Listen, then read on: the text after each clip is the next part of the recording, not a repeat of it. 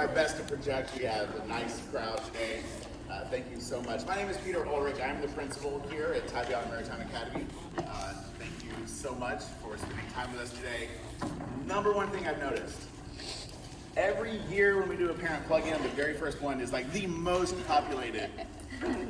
And by the time we get to the end of the year, there's like 3 of you left. Hi Sarah, hi Lacey, hi Kim. Right. So I would really recommend that you try to make time each month to attend these meetings because some of it is duplicative. We will definitely have information that you've probably heard, you'll have seen in the newsletter, you'll have maybe some insight into, not from social media, we'll talk about that. But the question and answer phase, the opportunity that you have to hear other parents asking questions, finding out more, and the primary content changes each month. And it's based on what parents told us they want to know more about. Last year it was things related to our budget or strategic planning or how we hire the teachers here. And we really try to listen to what you want to know more about, but you need to come. So, I'm not fussing at you, you're here. Those people that you know that said, oh, I'll see you there, and they're not here, talk to them. Okay, so we worked on collectively our mission and vision last year through our strategic planning process. And so for those of you that maybe have visited our website, also preview changing today. This vision is not actually live, but it's going to be today. To create and strengthen trusting relationships between educators and parents, to build the capacity of families to support their growth and learning. That's why we do this. That's our vision for having parent plugins. For many of you that were here last year, especially at the very first one, you know that I said this and I'm going to say it again. Parents don't trust schools. Sorry. You don't. I'm outing you. No surprise. We have not done as good a job as I think we could in the past of ensuring that we're respecting where parents are with raising their families and yet at the same time doing the things that we need to do as a school. And the biggest issue in any relationship comes down to communication, right? So the parent plugins is an opportunity for us to communicate openly about what's going on. For any of you that have any experience with me, you know I'm pretty transparent. I'm just like this pretty much all the time. But it's important for us to develop and build on the relationship that we have with our parents. It is how schools get better, but it's also how you know you have a voice about making change, or at least trying to get more information about what's happening because you give us your kids every day. Thanks, by the way. It's an honor. However, if you're going to do that, the transaction also has to be that we're sharing with you what we're doing with your children, and that everybody still has kind of the same mindset about what makes kids successful.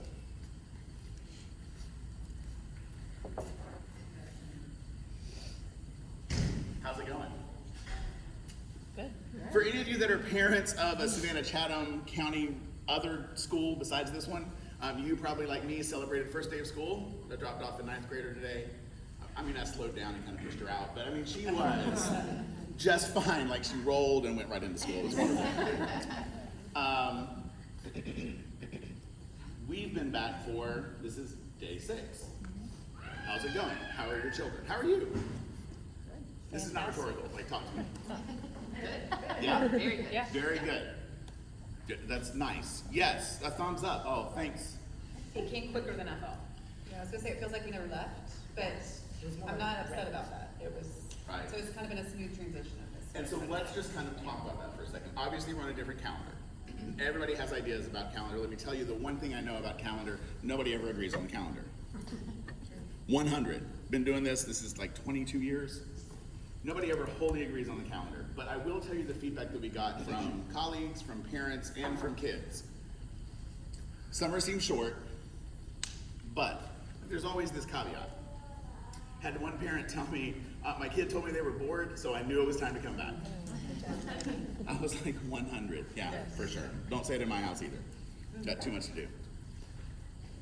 The interesting thing that we didn't talk about as an outcome of changing the calendar was something that we just hadn't thought of.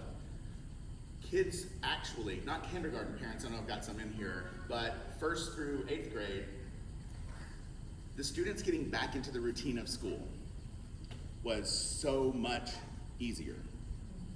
They kind of remembered, oh yeah, this is what we do for lunch, and this is how we go to the bathroom, this is what happens in the hallway. Like, that part was really good.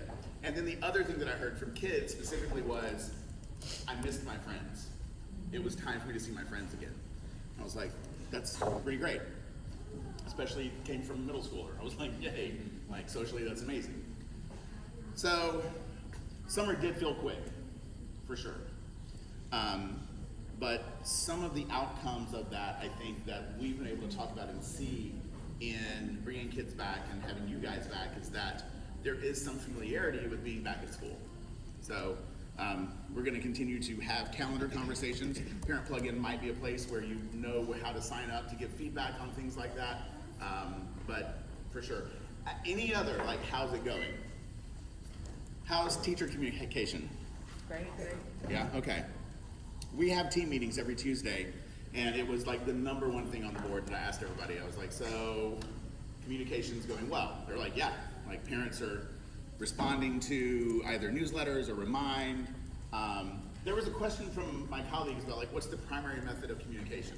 It's a good question. We typically have newsletters that come out, and the reason that we push those out is because there's a lot of information in that. Remind is like a secondary communication tool. It's literally supposed to remind you, like, oh, there's a field trip tomorrow, they might need marsh boots, right? You know, it's great, right? Or, hey, there's going to be something happening in class tomorrow, reminder, I needed 3 parents. Like that kind of thing. So the primary way for you to kind of know what's going on in class would be through the newsletter, but Remind is a way that we can connect with you to just, you know, make sure that you're aware of what's going on, especially if there's a change. What else? How's it going still? I have one. I'm a first year parent. Oh, go ahead. First year parent. First year parent. My son just started 4th grade. We're coming from Hess. I taught there as well. And I don't remember who I saw, but I saw someone when he was walking into school on the first day, and I stopped and said, hey, and I turned around and he was gone. He went in by himself, and that's not his personality. He is not me. He's going to sit in the corner, take it all in.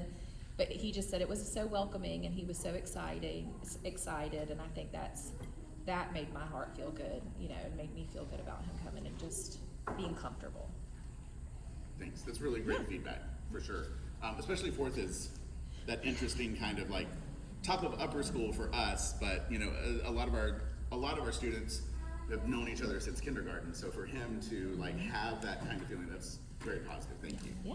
You got a question? Yeah, just quickly about communication. Yes. Is there any way to get the calendar so that we can just import it into our calendars directly? There is a way, like technologically, yes. Yeah. We will, yeah. If we have a Google one, you can import it as an iCal or subscribe to it, and we're working on creating That that. would be awesome. One for operational stuff and athletics, Perfect. Love it. but it might be a couple weeks, but it'll come. Okay, thank you. We're also, as an executive team, working on a dismissal app. So not that I'm trying to get everybody to download another app, it's not the goal, but this might be a way that if there's a change in what's happening in the afternoons, or really honestly, the one that we're looking at, there's a geofence. So when you come near campus, we automatically know that it's you. You can send it to someone and say, hey, this person does have rights, and they have to show us their phone. Like, we're kind of working on that. So we actually have a preview on Monday, so we'll be able to talk about that more in the next month. Are there Yes. still, So sorry. are there still bus monitors on the buses? Cause I asked my kids about that and they don't recall seeing a bus monitor on number 1. No, there's not on bus 1. There Okay. is on one of the buses. We'll work on that. Okay, for no, sure. I mean, Yeah. Thanks. Yes. Well, 2 things. The transition back to school is great. Kids are excited to be here. And 2, as far as like the calendar, are we like sticking with the balanced calendar, or are we working on making it even shorter? Something like, is that a goal, like to close that gap, or do we not know yet? Is it still a discussion, or? So we are actually going to have, probably going to stick close to the balanced calendar. What the student performance data is showing us is that students are being successful with their academics, both reading and mathematics. We also saw, so we did an intersession in the spring last year where our students that were struggling came in during one of those weeks that we were off, and they actually, especially in elementary school, like they improved by 60% roughly. So yeah, so that was really nice. It's challenging to do summer school, so the idea behind intersession was that we can still provide remedial services for students that are struggling. One of the feedback that we got pretty consistently from a few parents is that we should also be looking at some enrichment opportunities during intersession, so we're going to be doing that as well. So yes, balanced calendar, but we are still kind of talking about what that looks like. And there's an idea also that, you know, as we're building out the calendar, that we can do that for like maybe a 2-year or a 3-year so parents can plan. But we're also really looking at what are the services that we can provide and who can we partner with. So we want to be able to provide services here, and Georgia Tech has even said that they'll come here and run like an enrichment camp for us and some things like that, so that, and we even paid for transportation during the intersession. So like we're mindful that the calendar is sometimes a burden for some families. Other families were like, we're going to Costa Rica. I was like, me too. Then I'm being here. So like we're mindful that some families are like, yes, we love the balanced calendar because it gives us flexibility to do family time when nobody else is. So like one business owner said, I can finally take a break with my kids because not everybody else is, right? So balanced calendar is not supposed to solve everything. There's some academic reasons certainly why we do it, but we also, as a school on an island, think that that flexibility actually affords us some other things that might be helpful. But yes, all of that to say, we're definitely looking at staying with balanced calendar, but we're going to still accept feedback from parents, and I think Laura has some sign up for folks to give voice to that in the next month or two, or today. No, just kidding. Might be busy. Other questions, thoughts, comments about how it's going? How about blows and grows? What are the things we're like automatically, it sounds like the transition back is great. By the way, just unrelated, we're hiring for a special education teacher. I mean, you know, just putting things out there. If anybody's certified in special education, we just, you know, mainly, just anyway, just something to throw out there. So, glows and grows. I'm actually always thrilled to hear how we're doing and what we're doing well, but I'll certainly say, like, we don't always get it right. As I said earlier, 22 years in administration, I certainly do not always get it right. So what are the things that are going really well? Is there anything that we should be thinking about, or maybe just think about for next year? I'm a first-year parent too. We came from Olive Hope, and I've received more communication from you guys this first week of school than I ever did from Olive Hope the whole 4 years that Lydia was there. So, good job on communication. Thanks. Yeah, super cool. I love seeing the security officer. That's awesome. Yeah, That was new. Thanks. Yeah, that is new for us this year. For some of our parents that maybe didn't hear, because we only talked about it, I think, at a couple of board meetings. Yeah. But when we went for charter renewal, one of the recommendations was, hey, Savannah Chatham said, you need a resource officer. We'll give you one for X amount of dollars. And I was like, thanks. Maybe we can do something different. And so when the new chief was named here on the island, I had a chance to sit down and meet with her a couple of times. And it always made sense to me, like, if we're an island school, let's have an island officer spend time getting to know our kids, right? Because especially when they get into middle school, like, they're here on the island well after the school day. It would really make sense if officers got to know who our kids were, right? So we did an MOU and finalized that over the summer to have a Tybee Island officer stationed here. She's here all year. She happened to bring her kids, yay, so Yeah, that's cool. it's great. I have a question about the power school. Are you supposed to have a code to sign up for that, or? If I think you, like, note if from you your mom? Isn't that what- email Jennifer. I had to email Jennifer and just tell her your kid's name, and she added them right away. Okay.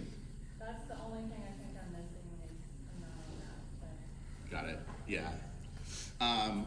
And we're gonna kind of talk a little bit more about the communication side of grades and attendance and all that in just a minute, which might lend itself to how that works. Yes? Hey, second year, my son's in first grade. About playgrounds, so are you guys gonna be putting a playground in behind the K1 building? And are you gonna be replacing or refurbishing the one that's at Memorial Park? So the one at Memorial Park is the city. And I know that it's been part of discussions with the city council to refurbish or, you know, redesign that park at Memorial Park. I want to say it was like $120,000. Like, it's pretty costly. The little park that was out here in front of the school before we added all the new classrooms was probably about $30,000 or $40,000. I mean, that playground equipment gets pretty pricey pretty fast. We've actually been talking about, so we just got a new fence around the K1. I don't know if you guys saw that. That happened last weekend. We're talking about getting in either some artificial turf or some kind of like sod that we want to go back there. As a reminder too, church's property, not TIMA's property. So everything has to go through the diocese, everything has to go through the planning of the church. There's lots of things that we might want to do, but it's their property. And if you ever like lease a property from a property owner or been a property owner where you've had tenants, it's the same relationship. So we can't just like automatically go in and do. But there is, like, we're looking at Imagination Playground for those of you that have gone to the Children's Museum, those big blue blocks that kids play with. You seen that? Kind of like pool noodles, but a little bit more robust, that kind of stuff. So we're looking at having some imagination play that kids can do. We'll keep working with the city. We've certainly recommended, like, yeah, refurbish Memorial Park. And they're like, don't tell me how to spend my money. I'm like, okay. Which is fine. And that was the one complaint that my son consistently says is the long walk, you know, to Memorial, and then of course the concern of these sort of things. It is. And it is a long walk for K&1. Their legs are this big, right? So what's a 10-minute walk for others is like a half hour. You know, that also includes times to look at rocks that are in, you know, they're, oh, and I'm like, hey, you gotta keep going. You're in the intersection. Like, it's not, don't sit down, let's go, right? I don't know if you have small children, but it's the same here, right? Yes, ma'am. Thank you. So I would say grow. I just got some feedback over the meet and greet with teachers and stuff. Tiny, that it limited some of the parents who have, you know, if their spouse works or both of them work, kind of not having that opportunity to be able to like make it to the meet and greet, because it kind of sets the tone, right? When you meet your teacher, some of these parents don't always have the opportunity to come throughout the year to volunteer to be a part. So be able to get that FaceTime with your teacher, maybe just even extended 30 minutes, which I understand the teachers have lives too and families outside of here. But No, we don't. We just say yeah. No, that's But I what- do think that it would be, you know, I mean, because I can even say for myself, Andy and I, and we probably are the most flexible people in the sense that I can show up and be available, but there are definitely times where you cannot attend the meet and greet. So I just, that was a little bit of feedback that I heard from some parents. No, thank you for that. Yeah. We actually, so one of the things we talked about at team meetings, because we're going to be, there's a curriculum night. Is Ms. Ingram here yet? She's going to talk about some engagement opportunities later. But one of the things we talked about is a curriculum night. Specifically, meet and greet was just supposed to be a drop-in. We can talk about time. But the curriculum night is because we also have teachers that want to share exactly what the expectations are in their classroom and what kids are doing. So student samples of work, things like that. And we have parents that are like, yeah, I kind of want to know, like, what's the projects? What are they doing? So curriculum night is actually going to be on a schedule, which immediately got us thinking, like, well, what about those families who have kids in multiple grades? My first recommendation was just tell them pick their favorite. Right. Kid or grade? The fact that anybody would have more than one kid in school at once is ridiculous. But anyway, so if you do have more than one, you can either pick one that you really love and make sure the other kids know that, or we're going to try to work on having that information available for you with Ms. Kenny on her while you're laughing. Like that we can give you that information so you don't have to be there, right? So we're talking about that too. But yes. Which I think that's a great idea. By the way, when I saw that, I thought that was fantastic. I think some of the biggest concerns for parents is what's my child learning, you know? To understand what the curriculum is and to be kind of just like, hey, here it is. Here's an opportunity to ask questions, engage. I thought it was fantastic. I do. I love that. Thanks. Talk to me after it happens. Yeah. Well, I just wanted to share with you, we had a minor bus incident, you know, already within the first week of school. But I just want to say it was resolved within 24 hours. I notified the teacher, just saying, hey, just a heads up, my daughter might ask to go see the counselor or whatever. And but between Ms. Smith and Ms. Murray and perhaps Ms. Holiday was involved too, and that bus driver, I mean, within less than 24 hours, it was resolved. And I was just really impressed with how quickly that happened. Thanks for the feedback. Yeah, for sure. And I'll share that. If you don't mind, I'll share that with my colleagues. Yeah. Kelly Tours is a contracted provider for our bus services. I don't know if you guys know this, but most Kelly Tour drivers didn't sign up to like manage children. As a matter of fact, like the whole thing was, there's gonna be a teacher watching these kids, right? Because I'm just driving to DC. Yeah, well, not at TIMA. Thanks for playing. And so the drivers have been, they've gone to training. They've had communication meetings on their side. They've really tried to be responsive to what our needs are with managing kids on a bus. We also have tried to have monitors in the past. We need to kind of make sure that we are kind of shoring some of that up. But that being said, it's really good to know that, hey, it happened the way it was supposed to. Yeah, it was great. Yes. Tailing on that, as the school's growing, what are looking forward for transportation? I know we're, way down the list of So things we- we're always trying to look to explore other options. Our waiting list for the bus did actually grow this year. We were kind of surprised. Not that people, but it's a hardship, like getting kids back and forth. And it's, I think there used to be this idea that, well, if you live on Hilmington, it's no big deal to get your kids here. No, it kind of is. Very much so. Because it's not just getting them here, it's getting off the island. I don't know if you guys know this, but not always the easiest thing to do, right? And there's other responsibilities that other families have. So we've really been trying to explore, like, what are the things that we can do to try to expand what our bus services are. Roughly speaking, we're paying about $100,000 per year per bus. And we entered into that contract with them for 5 years. This is year 3. We're now up to 52 students on the wait list. We were in the low 40s for a year. Now we're even more. When I've spoken to the governing board in the past, we have not talked about expanding that. I mean, so for 5 years we're spending like $3 million to transport kids. Which we want to be able to do. It's just challenging for us to be able to say. And it was already a big lift to go from door to door, even though if it was like not your door, but like your street, to hub stops. That's a challenge for some families. So I will tell you honestly that we are exploring perhaps adding another bus. But when I talked to Mr. Chasen, who's our contact at Kelly Tours, he's trying to look at like what the additional cost might be if they're going to offer us that at the same rate. I kept using the word favorable terms. And he was like, you already get that? And I was like, no, I want it again. But like fuel costs have gone up, driver costs have gone up, like all maintenance on the fleet has gone up, right? So even if we could get a lock-in at what the other price was from 2 years ago when we negotiated, I think that would probably be pretty good. But he's getting me that, and then we're talking with some other benefactors in the community that might be interested in maybe helping support that.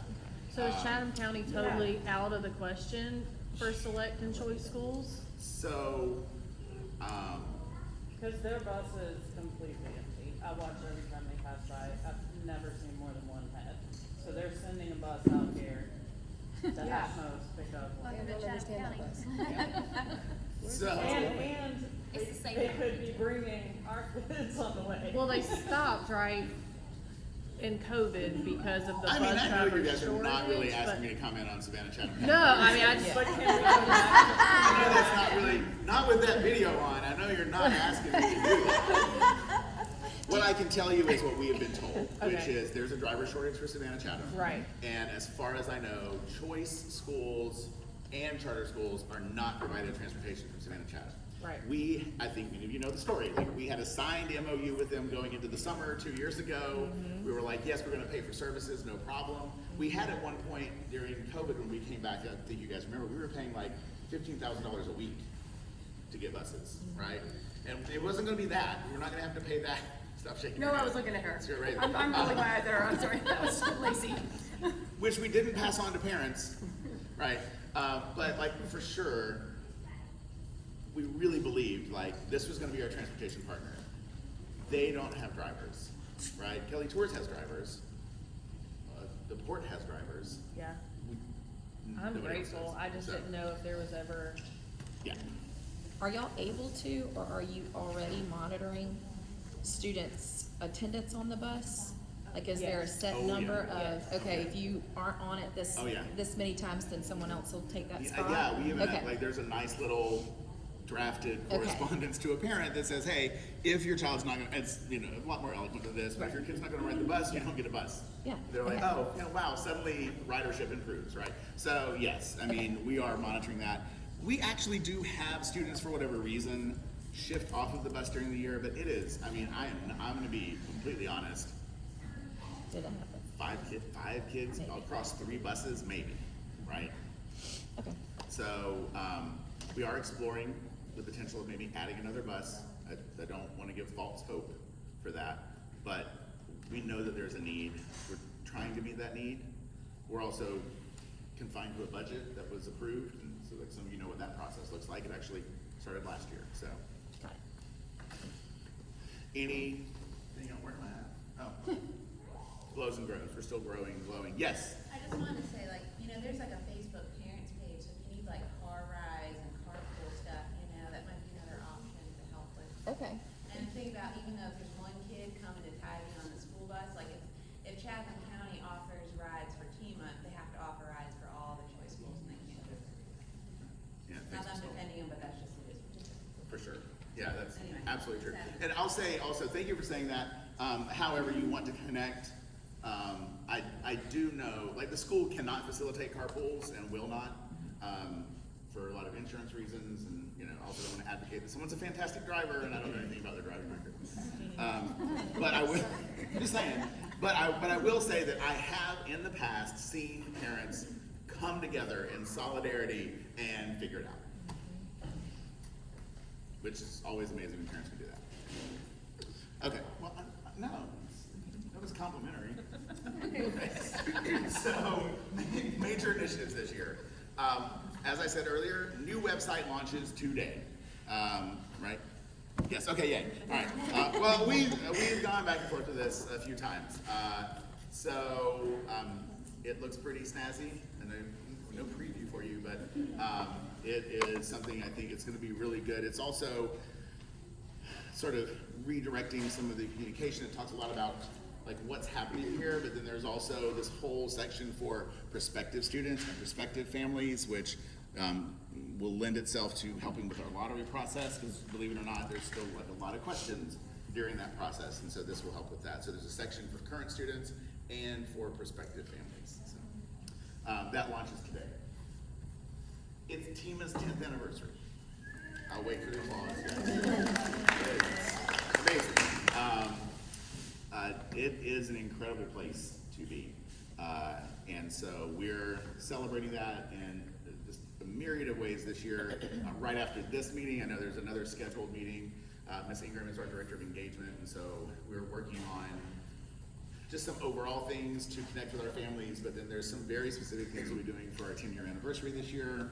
Of course, there's some marketing things. They'll get some opportunities to purchase swag that says 10 years. But a lot of things to celebrate, specific press releases and things that you'll see, some historical, like museum type things for us. We're gonna really kind of highlight where TIMA started and where we are. First year, no kidding, I think there were 12 staff members. We're at 50 now, right? That first year, I think we were at 100, like maybe a little less than 100 students, like It's like 80 something.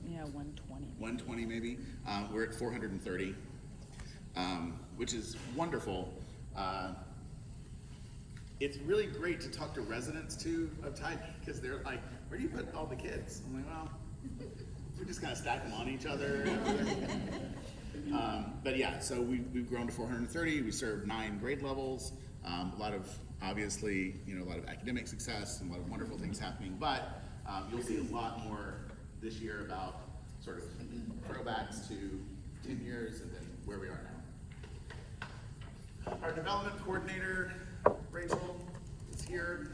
Rachel's new to our staff this year. She's going to be doing a lot of things related to looking at how we're doing fundraising, how we're marketing, what's going on. So you'll obviously, as we do more things related to the 10-year anniversary and things like that, you'll see a connection with what Rachel's doing for us, so thank you. And then we also have some family engagement planners. I know we have Kinley and Lacey. You guys want to raise your hand? So higher, like this is, yeah. So parents, if you want to talk about ways to be more engaged, like talk with Ms. Martin or Ms. Wall, they will certainly tell you more about what they're doing. I know they have a meeting right after this, but they want to keep you connected. And let me say too, bye Ms. Lloyd, that social media is great. It is not, however, the end-all be-all of what's going on at your child's school. There is an unofficial page that we don't recognize. I know it's out there. And there's the official Facebook page where we post a lot of things about what's happening during our school day. But even still, whether you're on the unofficial page or the official page, it's probably like that much of the actual information that you might need to make a decision, to get upset, to have communication. Hypothetically, I'm not saying, but I'm just saying. I recommend that if you see something on social media that sparks your interest, is that a nice way to put it? Communicate directly with the school, either your child's teacher or school counselor. Anybody on the executive team is happy to help you and help you find out more about what's really going on. I would not make any decisions based on social media. That's like a daily for me. But I mean, stay connected with us. You can come in, we can spend time. Just want to make sure that that's a clear expectation. The other big thing that's happening this year, we bought a house right out front. I don't know if you guys know that. I don't know, we change the name like every week. Right now it's TIMA Cottage. It was purchased by the Friends of TIMA, and they're leasing it to Tybee Maritime Academy this year. It's like $1. I don't know. It's free, actually. It's Very favorable terms. Very favorable terms. Thank you. Yeah. So they're leasing it to us for free. Yay.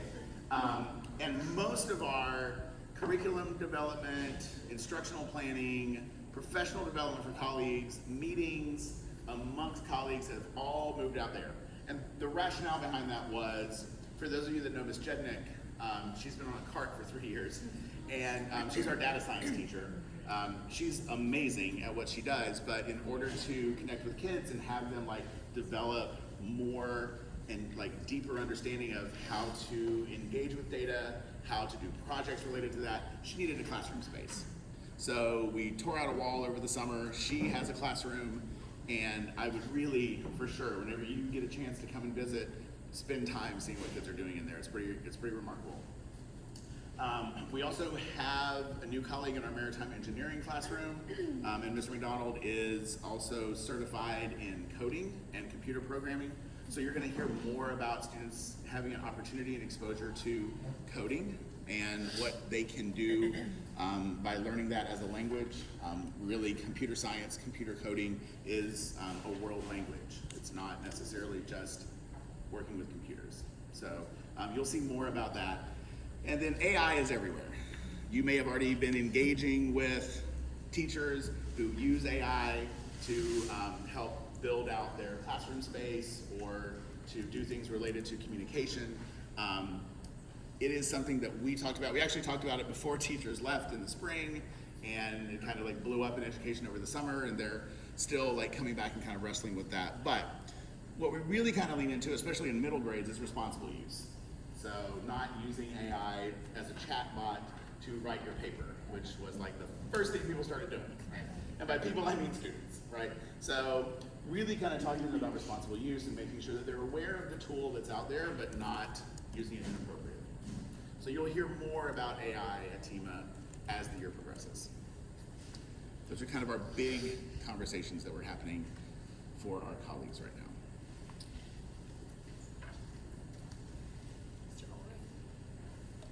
Yes. Can you talk to us very briefly about Friends of TIMA? I never heard of that. I can. but I would get it all wrong. Laura. Okay. So Friends of TIMA is kind of like a partner 501c3 that's a nonprofit that will house all of our fundraising dollars. It's just a way to kind of protect those funds. They'll still feed into our operational budget, but it's got separate leadership than the governing board, although there's oversight from the governing board. So the idea being that it's kind of the fundraising recipient.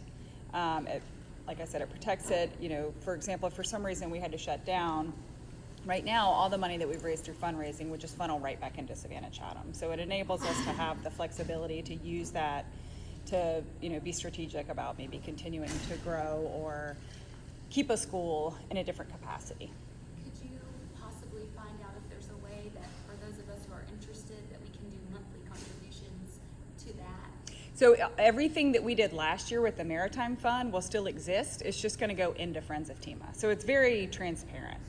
So any fundraiser we have, any donation, it will all go into Friends of TIMA. The Square site will funnel into there.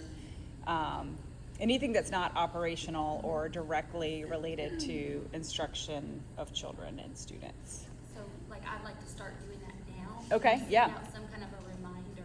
Sure, yeah. Like Once on your it's, next newsletter or so something. our checking account, yeah. Our checking account for that won't be open until like 2 more weeks. Okay. But as soon as that comes out, we're launching the Maritime Fund at the same time, and that'll all go straight in. That's why there hasn't been a huge push for fundraising yet. Also, the annual report from last year is about 95% complete, so that's going to go out to everyone at that same launch. So it's going to be kind of a wrap up of what we did last year and a kickoff of how we'll be doing things this year. Okay, thank you. Sure.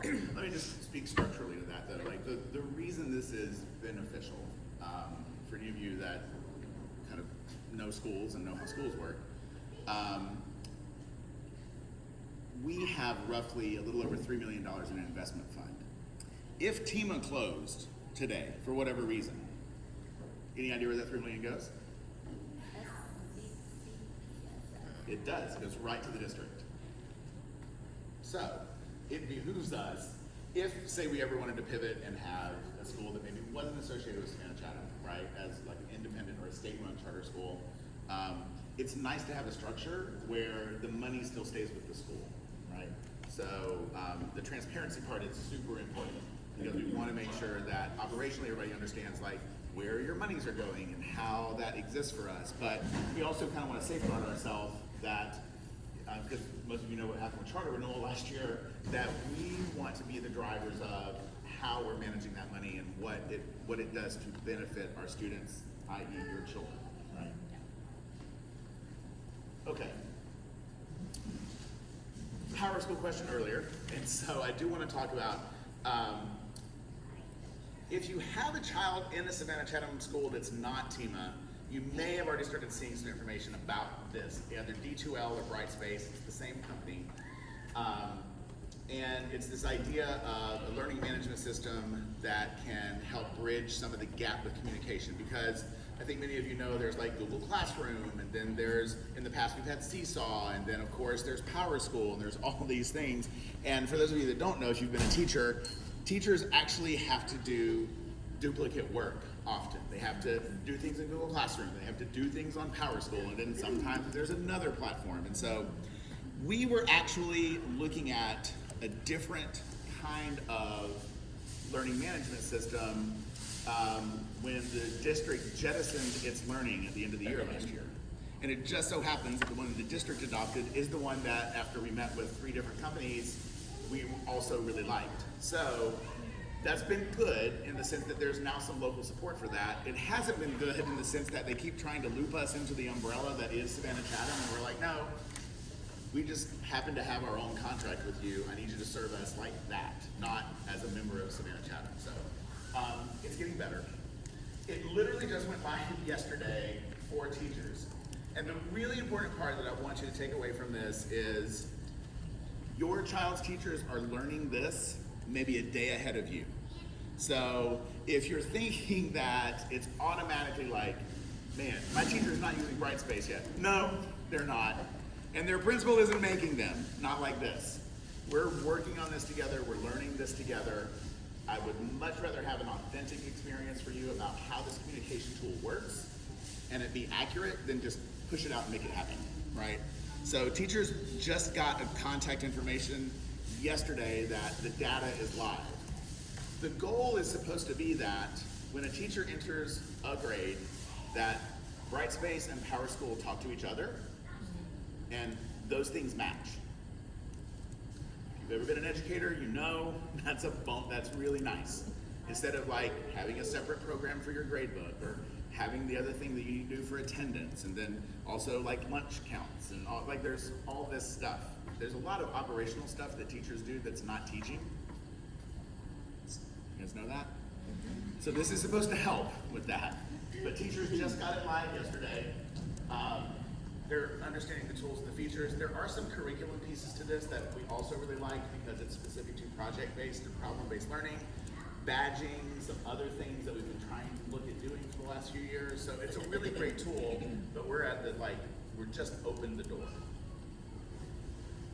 Once the teachers are ready, which the teachers want to be ready to, I want to make sure like nobody's slow playing this. Like we want to make sure that it happens as quickly as we can, but I can't tell you that that's going to be next week. It's going to be as soon as it possibly can.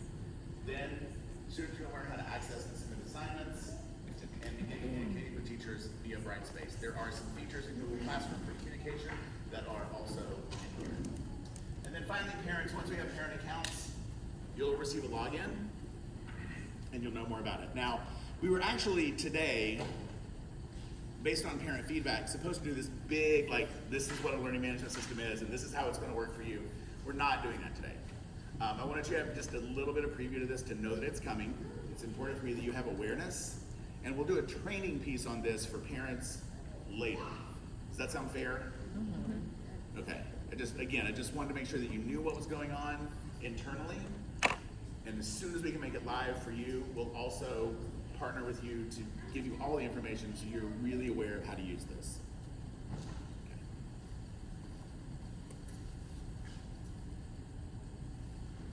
So, for those of you that went through our meeting last year where we talked about how we onboard people and what our culture is like, then you know that at faculty meetings once a quarter, I completely sell out Allie Beck, who is our assistant principal, and we have a session during one of our faculty meetings called Disco Inferno, which is basically for my colleagues to complain. Why do I make Allie do it? One, because she's tough. No, she is. But one, she can solve most any problem that any colleague brings to her. And I want them to know that I trust her to do that. But also, two, if for whatever reason she can't solve it, then she can come to me and we can work on it together and still help that colleague, right? Most teachers are absolutely doing everything they possibly can to serve kids all day long, but it's a job, and jobs can be frustrating. Anybody ever have a job? Mm-hmm. Yeah, they're not always fun, right? So people have things they're worried about, they want to complain about, and that's Disco Inferno.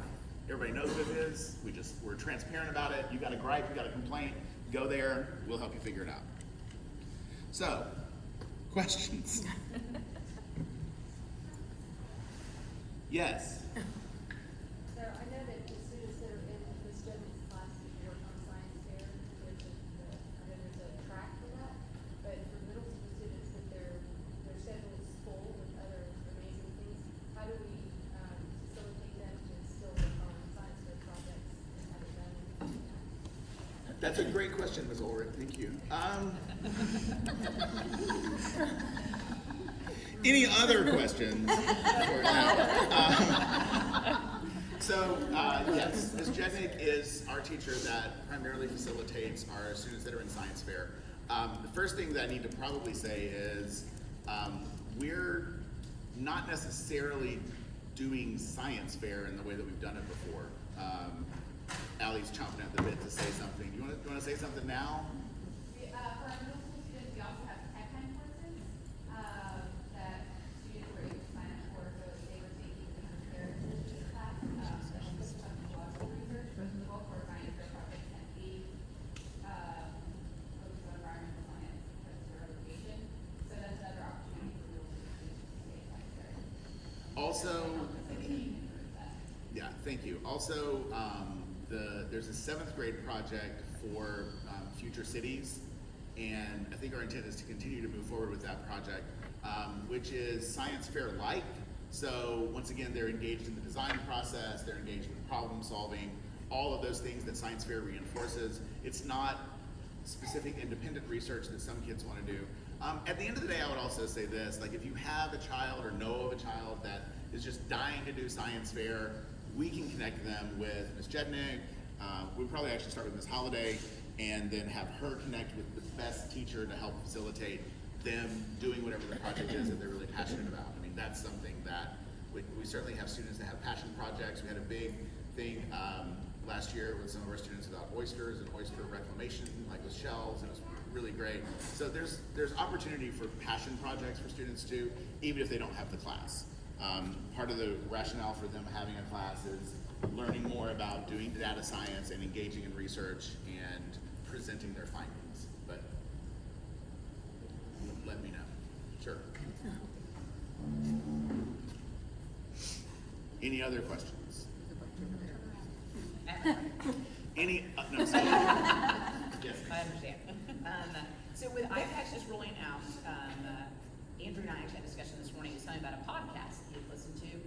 I'm a big fan of podcasts. I'm not anti those innings in store, but what concerned me though is when I thought maybe they were like in a folder, like already set aside or whatever, and he has access to all the podcasts, which I think Smartless is a very funny podcast.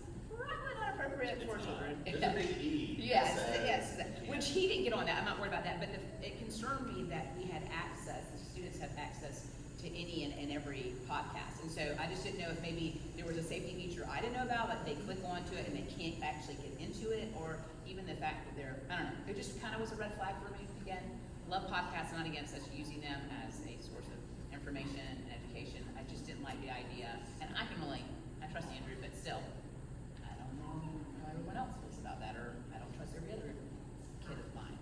You know, so, anyway, so 100. Allie, you want to talk a little bit about, I mean. Sure, so I have a profile that I can add or take away restrictions on all devices, and I just looked and it does say that, any explicit podcasts are restricted for students, so I'll take a look to see why maybe something is getting through. So it's good to know that if you see something that's happened, I know, like news, just like, we policy, sign something to come through, if you bring it to my attention, usually I can kind of dig in and figure out where I might be able to add an extra layer of protection there. Sure. So I mean, that's also a great opportunity to talk about the fact that, I mean, kids should never be alone, right? If you have devices, you know, I always encourage families that if you have your devices at home, you know, partner with them, look at what they're doing, and really, take those attempts to those kinds of things. Because you can put all the restrictions in the world on that, but things get through no matter what, so. Right, yeah, we actually, so if they're here, they're supposed to be, you know, accessing our, unless they have a hotspot, which we gotta talk, like why are they using their hotspot, but anyway. It's supposed to be on the district's network, which is supposed to be like hyper protected, right? It's another, like, it's firewalled so that they're not supposed to. But then absolutely when they go home, if they're on your network, unless you set up firewalls specifically for their device, and by the way, if you've done that, great. It's challenging. But I'm imagining that once they get into your home, that the network that they're accessing is just a wide open network, right? So we can do everything we possibly can to put in those restrictions and make sure, like, no explicit content. You know, don't, you know, get into movies that are like restricted or anything like that. But I will also tell you what. I'm just thinking about what they could find. Yeah, there's a couple of things on the internet that are not good. I don't know if you guys know that. The internet has some things that are not okay. And the other thing that the internet has is a search engine that will tell them how to do the things that are not okay. They also have access to friends who will tell them the things they can do that are not okay. So I absolutely lean into what Ms. Beck said. Whenever possible, if your child is on a device in your presence, in your home, see what they're doing. Like, you know, we're not, this is really an educational tool.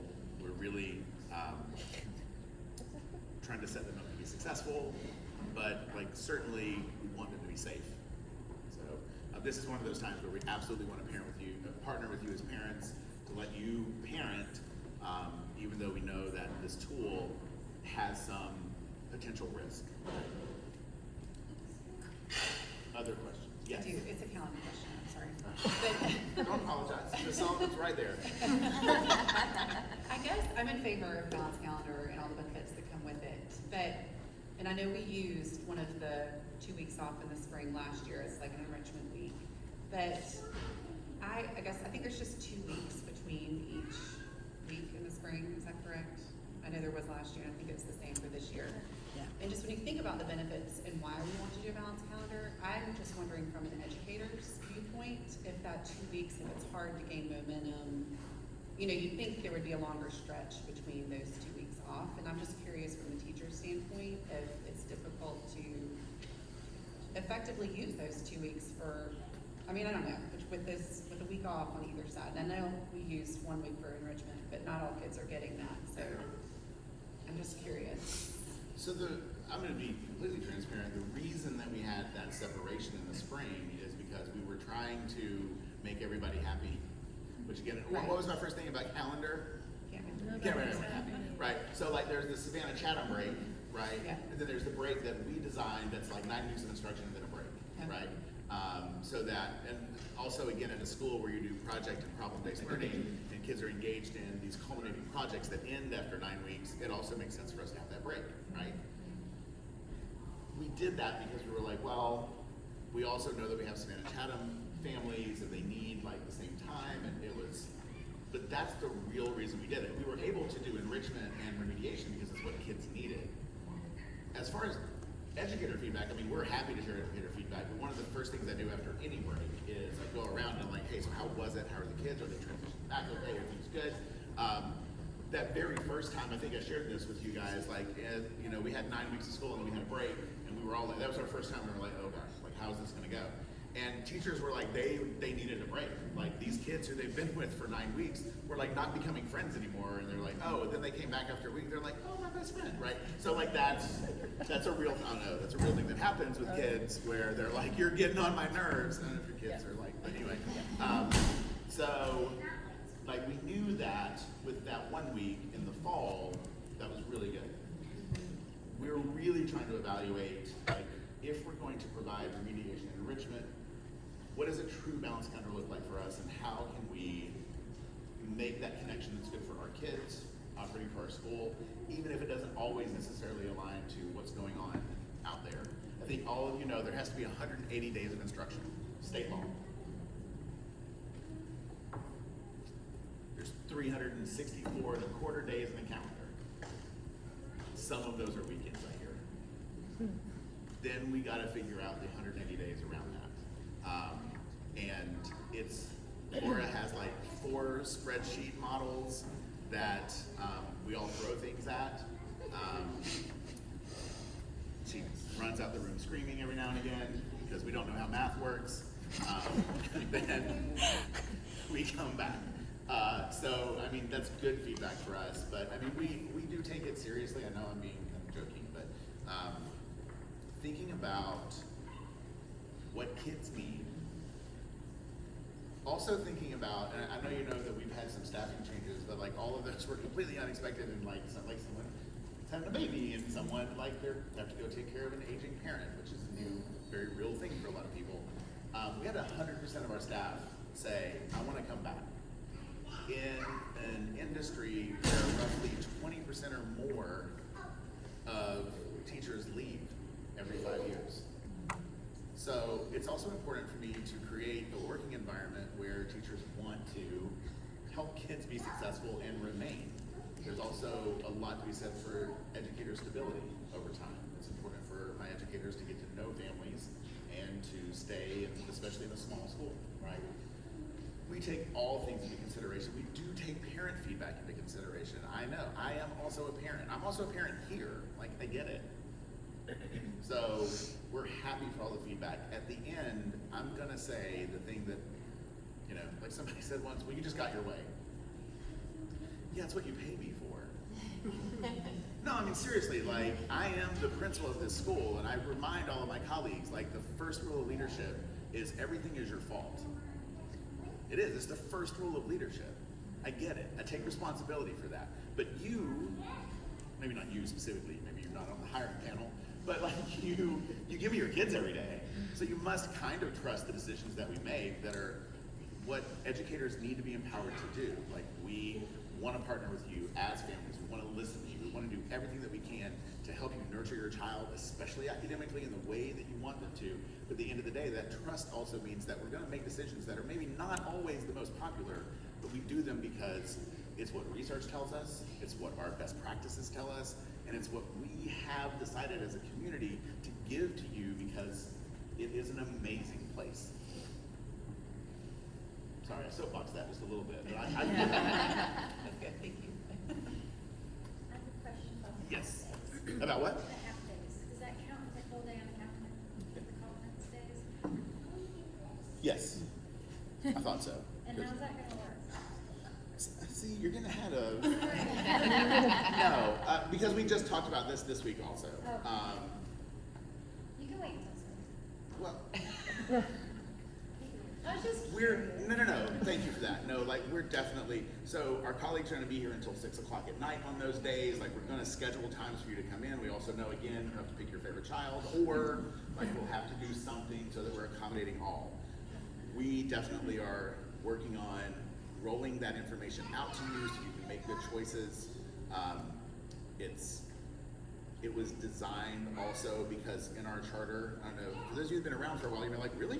But it's always been in the charter that we're supposed to have student-led conferences, which means your children are supposed to talk you through the things that they're doing in class. Yay. There's so many great reasons why kids need to be able to talk to you and communicate about what they're working on. I would like to say a lot of the feedback I get is that kids genuinely come home and tell their parents what they did during the day. If you don't know how weird that is, talk to other families at other schools, that doesn't happen. But a lot of our kids will tell you, like, oh, in class we did this, and I went, and that's wonderful. But we also need to have some structure to that. We need to teach our kids, like, how they walk through a portfolio of the things that they have done. So, coming soon. Sure. I'm Yes. scared to ask another question about the calendar. No, go ahead. Or Because you're writing any of this I down. too am on board with, whatever you choose, but for some reason I could completely be making this up in my head.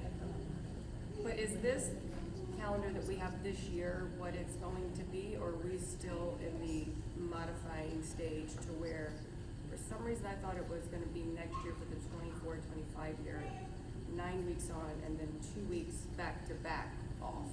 So this would be our last year of the 2 week Of in the between split. those two spring intersessions. That is the goal, for Okay, sure. so I didn't So that we make can, that up. like, move ourselves to, It's a little more fluid, well, so and to speak. I'm sure you know this, like when you're trying to arrange services, when you're trying to do the enrichment programs and you're trying to, it is very hard to schedule multiple weeks out here, whenever, like the Georgia Tech person that we talked to, like they're willing to send staff, but they can do it during this window because they're also providing services in other places. Sure. JEA is willing to, for a fee, I don't wanna, like, none of this is free. Sure. But like JEA will host our students during a week while we're on intercession as a family that works for you. Like we're also trying to connect for Right. services that would benefit your families. If there's some camps, if there's some other things for enrichment and or remediation. But then we're also looking at like what can we do as a school that is not a cost passed on to parents, right? Especially for kids that have high needs. It's also, oddly enough, another way for me to pay teachers more, which I'm always a big fan of, right? Okay, so that was, I just was like, thought of making it up, but no, got it. You're not. And one more calendar comment. Oh, sure. Half days last year, it was wonderful. The half day thing is just confusing and, it's like, oh. Yeah, I don't know if we're gonna live with the half-day thing or not. That is definitely something that we're evaluating. That was based on feedback from colleagues about like really having time to sit down with families and having kids go.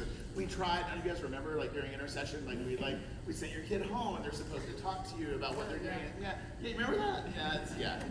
That's about how it went in my house too. Yeah, I think I had one. And I look at lesson plans. I'm like, no, you didn't. Like, that's fine. But that's okay. Thanks for playing, right? So that didn't quite work the way that we needed it to, and so we were like, okay, well, let's build in conference days. We'll see. It is evaluative. Like we're not like, yeah, we're just always going to do conference days. No, maybe not, right? And again, like there's so many other things, things that like you don't really, but like there's this thing called FTE. It's how we get money. Laura's already like, yeah, you're not going to talk about it, are you? But I am. So we get FTE, which is there's certain times during the year that the state says your child's backside needs to be in a seat. Right? So they're having a blast. Just let me know. There's books too. There's coffee if they want. There's sugar over there. There's muffins. Like it's cool. Here's the thing: FTE counts are only certain times. There's an 11-day window. Guess whose break last year was during 7 of those days? Right. So like minor panic. We're like, no, we're good. Hey, remember to come to school today, please. Right? So, by the way, our average daily attendance rate is over 98%. So that's incredible. Really not as big a concern. But having kids here on a day that we're supposed to be open so that we can actually get funded for it, that is a big deal. Right? So I'm not trying to tiptoe around. I'm just telling you like all the factors that we're looking at so that we can make this work. Because Laura was really quick to point out that what I wanted to do in the spring, when you do that, you can't get money. Half our budget. I Yes. just want to speak to the calendar a little bit because I was on the committee and knew a lot of the stuff Laura was dealing with. And I pushed really hard to get a February week instead of the 2 spring breaks back to back. But like they said, you got people, going to Chatham County schools. That kid's got a spring break this week, a different one. People are going to be mad, right? The FTE stuff. She tried really hard to get all of our feedback, and there were differing opinions. And I actually think you did a really good job with what you came up with. But the 2 week in between the spring break thing is weird, it is. But outside of that, I think the rest of the calendar looks good. And I don't know about you so our family is like really weird. We have children here on one calendar. We have 2 children in 2 other public schools in Chatham County, and then also we happen to have a kid in a private school. So like we're none of the kids are ever home at the same time. The best thing about it is, why do I have to go to school and they don't? I'm like, they're going to school next week. They still have 180 days of school. So in my house, it's not always great either. And yes, Laura did a great job. The other thing I was going to say about the conference days is just that those enable us, because we budget to pay our teachers for 190 days. If we were to make those conference days be off days for students, then that's an extra 2 days of instruction we then provide that eat into those 190 days of pre-planning or post-planning. So it's kind of a balance and compromise, but we'll see if it works or not. Right. We're truly open to parent feedback. If the conference days are like not, if we do it and you're like, no, we're happy to listen to that. We'll also talk to our colleagues about what they think the value is too, especially as we do curriculum nights and some other things. It really helps. I'm going to be transparent and say it really helps to see this many of you here today. If this is our beginning of the year average engagement and it improves from here, and you guys are present and spending time and seeing more about what we're doing, I think our colleagues are going to be really excited about that. And like maybe conference days isn't something that's necessary when you already know everything that's going on. Yes. Just a reminder, I know I've said this before, it's really hard with middle school kids on these sports schedules. They have cross-country over fall break, like their big district meetings during fall break, and spring break last year was the big baseball tournament and everything, so none of our families could go anywhere. Yeah. Just a reminder. No, I know. Thank you for that. It's a good thing. Yeah. I had kids playing soccer during the same time. I know. It was. We were there. The championships for cross country and softball. Let me also say too, like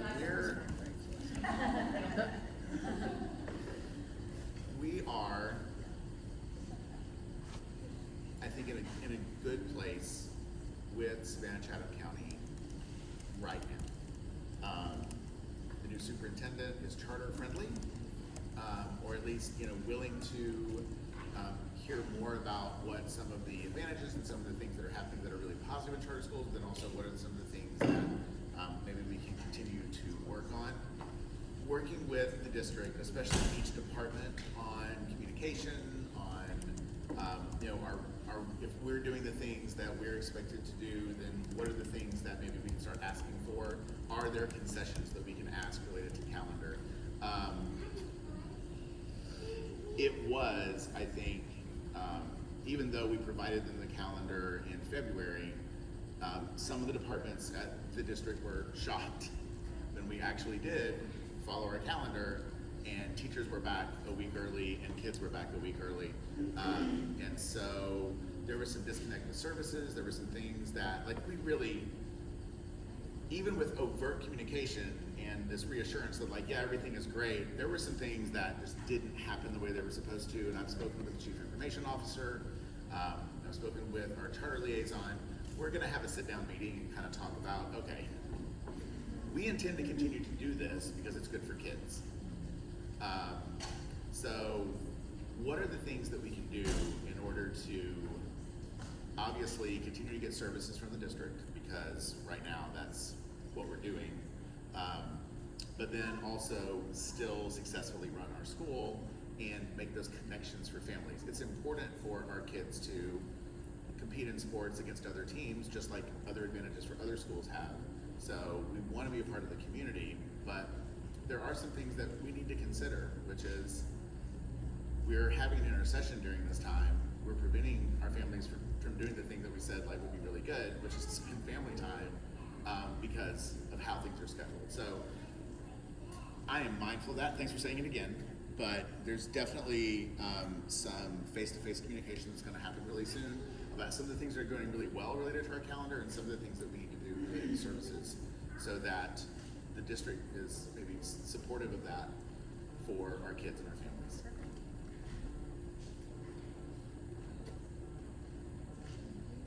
Other questions? These are all really good, by the way. Thanks.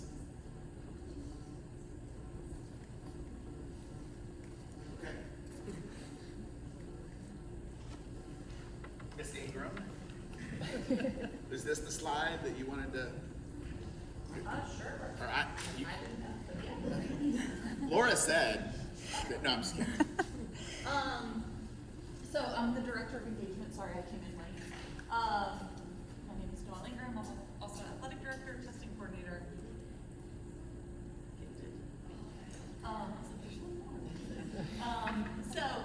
We are trying to really engage parents this year. I don't know, I missed the beginning, so Mr. Ward maybe mentioned that, but we're trying to have a few more social events. Kinley and Lacey, I know he introduced you guys, are you know, kind of our leaders that I'm working with that. But on August 11th, we plan on having an after school, like a beach social each afternoon. We are actually meeting to work on some details of that after this meeting. So I know a few of you have already mentioned that you can stay.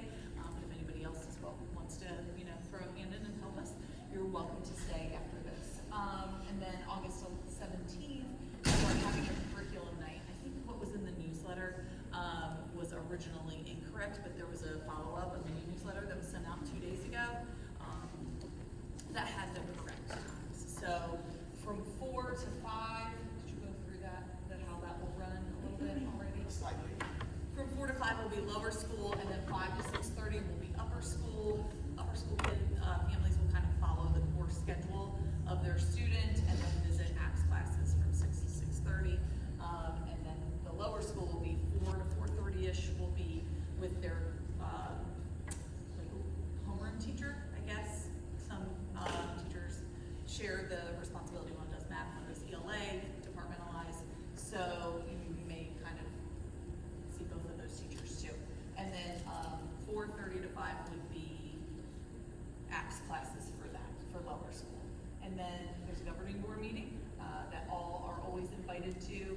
that is here, but I also believe we stream that too, right? Or- Yeah, we do live stream of that, yeah. This is recorded, just so you all know, on YouTube. It's just something anyone can look at as a resource, but our governing board meetings are just live streamed, because it's Open Meetings Act. And then, there is, those of you who went last year, you know, the show was really fun, but we are having another Front Porch Improv fundraiser this year. This one's gonna be family friendly. So you can bring your kids. Tickets will be going on sale soon, so be on the lookout for that.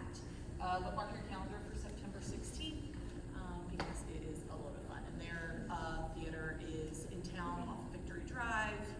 It's like Victory and Barnard area, so And they're- it's a blast. Yeah, There's they're- also an HBO special. I know, to coming Front Porch soon, yeah. Which is super cool, and Kevin Nealon was just there. Yeah. So they're super And they're being very generous again this year. They're donating the space, and all the actors are doing it for free. So the ticket prices go 100% to TIMA. Yeah. And so we have a lot of ways to be involved this year. I know a lot of you have signed up either through the newsletter, with the Google form, or maybe put your name on the form during meet and greet, or signed up with the Google form for our meet and greet. So we're working through kind of reaching out to those groups in the next few weeks, getting things organized. So if you've signed up for something and you haven't heard anything from someone yet, you will be hearing soon about when that will be, those, you know, committees or whatever you want to call them will be meeting. So hang in there, because we do want our parents involved and making sure support. So it's a partnership. I think that's it. Yeah, questions for me? One of the things that's not on here, because it's not necessarily applicable to everyone, but I'm excited about it. We're actually, we just said bye to our first group of 8th graders last year. We're doing well. I got a picture from BC. We had 7 boys that got accepted, and so they're all sitting with their BC haircut, which is very, very different than a TIMA haircut. Which I think is no haircuts. But the guys look amazing, and I talked to Dr. Horn, and I said, if I could just get this picture for the next 4 years, it'd be great. And we have kids all over. If you're curious, we have a high school fair, so it was very well attended. They got a lot of really positive parent feedback. We had every public and private school in Chatham County here that day, except for one. Haters, but not really us. We were very successful with no Country Day was here. Oh yeah, Christians.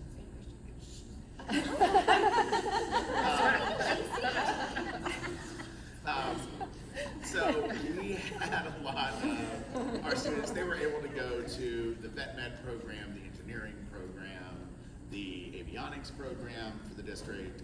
There's some really great, we had 10 of our kids go to Savannah Arts, which, I mean, percentage-wise, we only have like 47, there's a little less than 50 8th graders, so it's pretty great.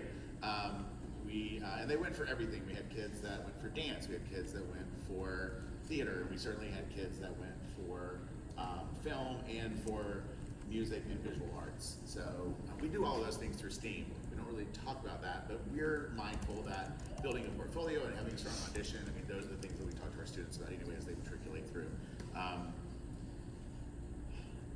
So with all of that, we're actually doing some alumni events. We're gonna have a beach social for our 8th graders at the end of August to see how their first month of high school went, to try to kind of like, because, once TIMA, always TIMA.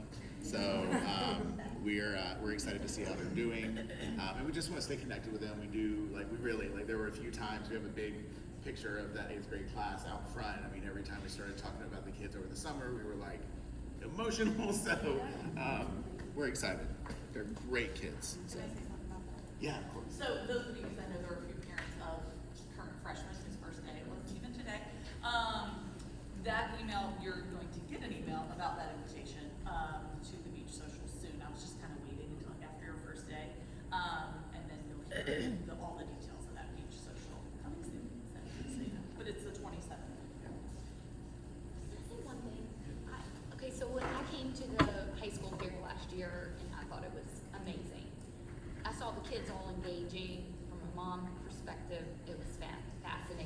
one day.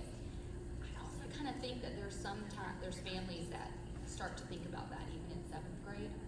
And I wonder if you would consider opening that to 7th grade parents.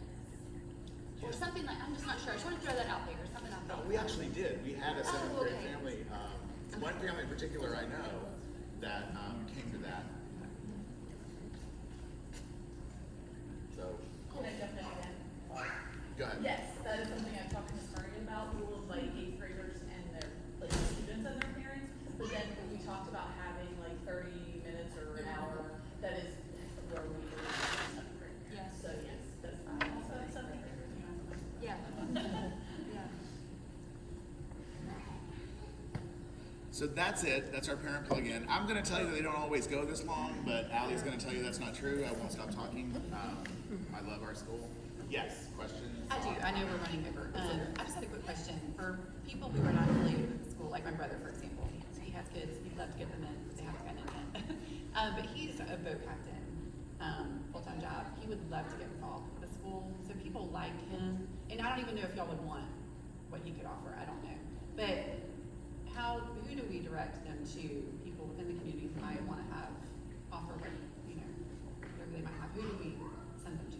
So I would say, either to Noelle for director of engagement or to Rachel or our development coordinator. We're trying to, because there's so many things, it could be something for an event, it could be something directly to curriculum, it could be, so I would say start there, and then we can connect them to either an executive team member and or a teacher or a group of teachers that we've always wanted to do X. So that's probably the best place.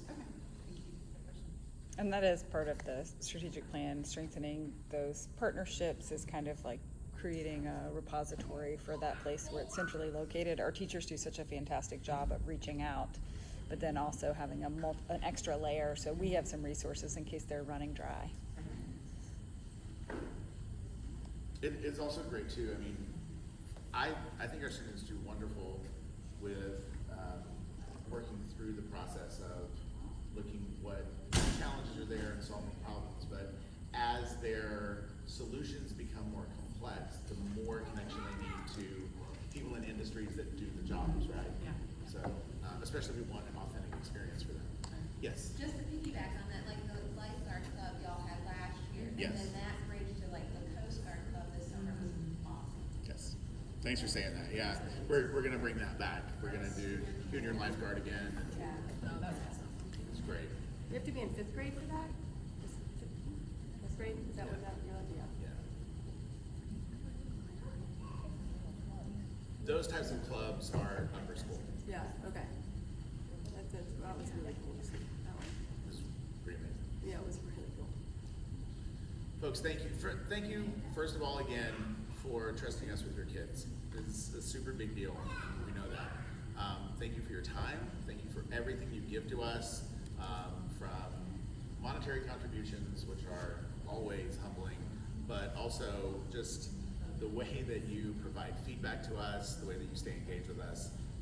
It matters a lot, everything you do. Your presence today is incredible. So thank you so much. If you need anything, we'll be around for a little bit. Ms. Beck, Ms. Ingram, Ms. Solomon, myself, we're happy to connect. But thank you. We are officially adjourned. Thank you, Mr. Olvay.